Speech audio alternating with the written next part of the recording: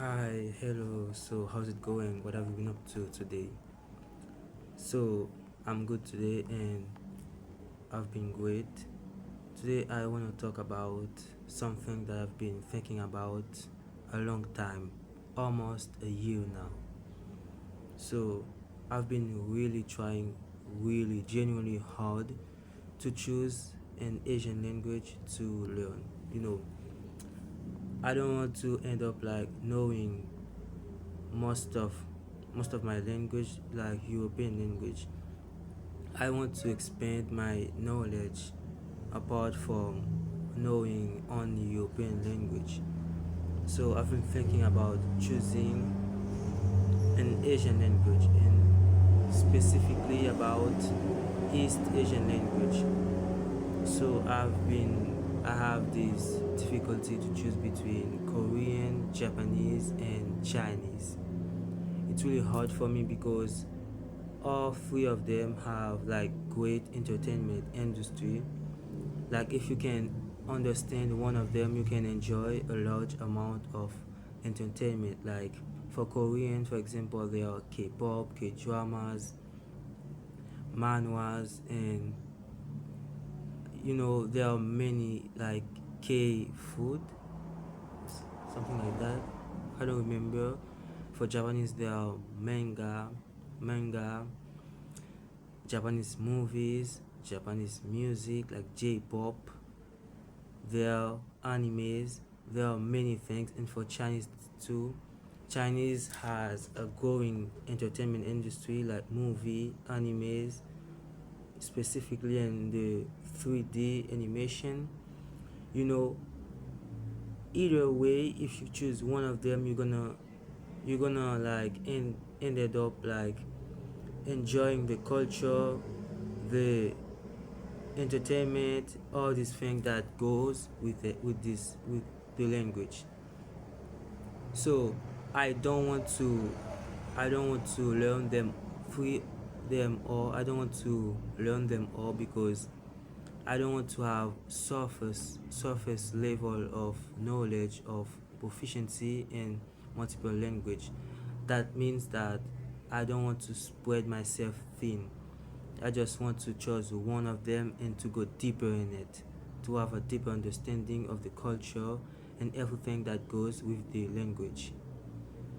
I already try learning Chinese, like 2 to 3 months learning Chinese. I mostly learn it because of the importance due to the rising of China. I don't know if it's correct. The influence of China, the entertainment industry, like you have plenty of movies and animation. And for the history of the language, the characters, like 1,000 years of history of the language, I had the dream of be able to write a journal in Chinese characters. And I've tried Japanese for a week. I don't remember if it's a week, but I gave up trying to learn the alphabet like hiragana and katakana because I think I didn't have enough motivation or enough reasons to keep going with it. But still, it's a beautiful language for me. And I didn't try with Korean yet, but I'm gonna try it the next year to decide which one I'm gonna go further with. So, if you have if you learned one of them before, or if you have more experience with them, some people learn them all three of them three no, some people learn them all and have some preferences like favorite one.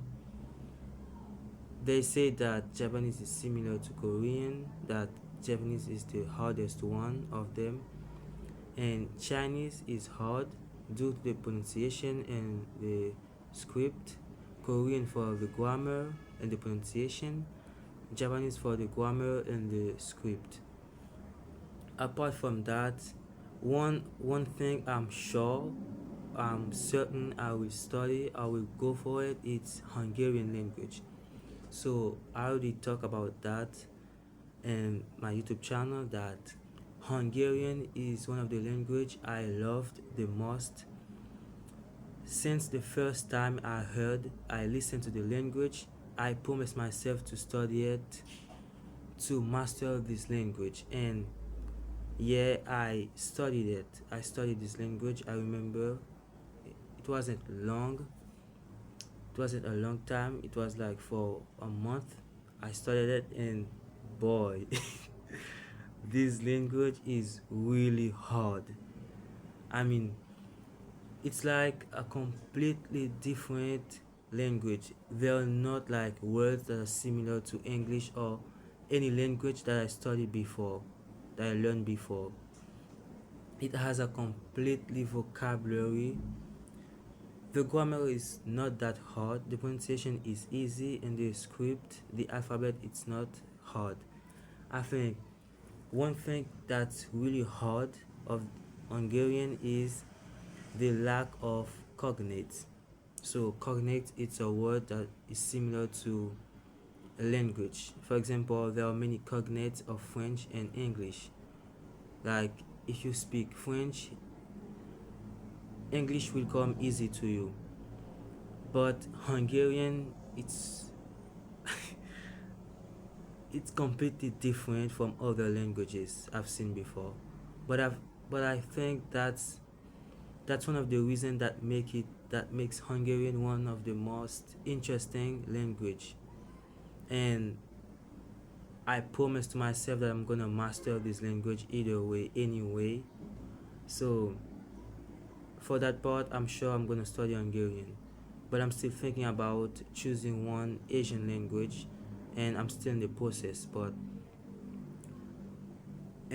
it's not so important right now, because right now my focus is on improving my or boosting my English, and upgrade or boosting my German. So I think that will be all for today.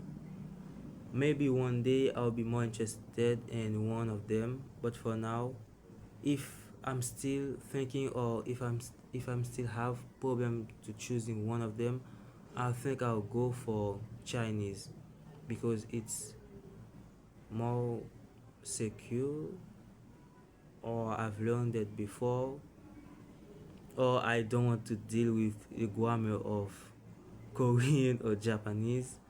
And I'm gonna get more and more in the grammar of German. So, and goodbye, and see you tomorrow for the next video. So today it's the 5th day.